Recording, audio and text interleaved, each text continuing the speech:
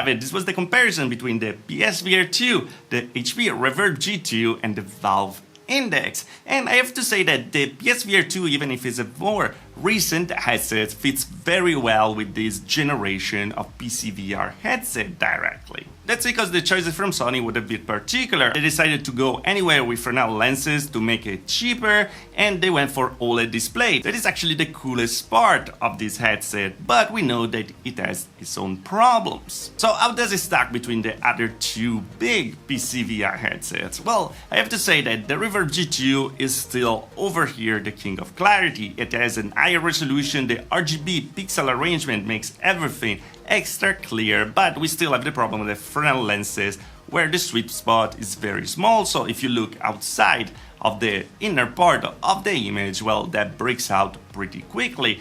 That is though something that we see in every single headset over here. The PSVR2 has the same problem. The perk though is that the colors and the blacks are very deep, and so it can compensate a bit for the miss of clarity. What about the index though? Well, that's the only one arriving up to 144 Hz, so it's a very fast LCD display. But yeah, the resolution is not the highest, so when we don't see screen door effect on the Reverb G2, we see it a little on the PSVR2, also because they're using a diffuser on front of the screen to actually hide a bit the screen door effect, because having a pentile pixel arrangement is actually more prone to show the spaces between the pixel.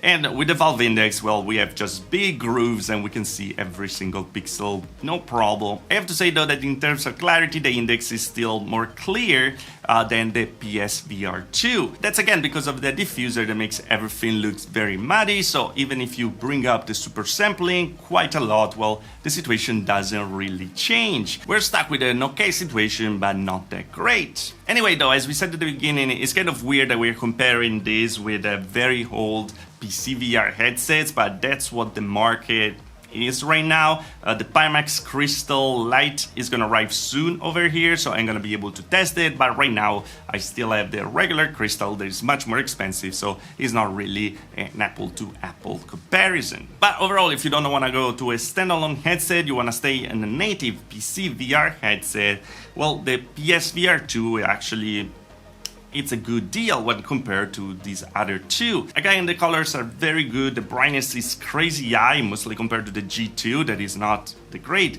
in terms of brightness, and the contrast is just amazing because again we're using an OLED display. So if you play horror games or dark simulators like Elite Dangerous, stuff in space, is just amazing and looks 10 times better, even if reading text might be a bit more difficult. But yeah, overall, this is it. What do you think about it? Will you think about moving from the G2 because now it's getting discontinued and you are looking at the PSVR2 for the OLED display?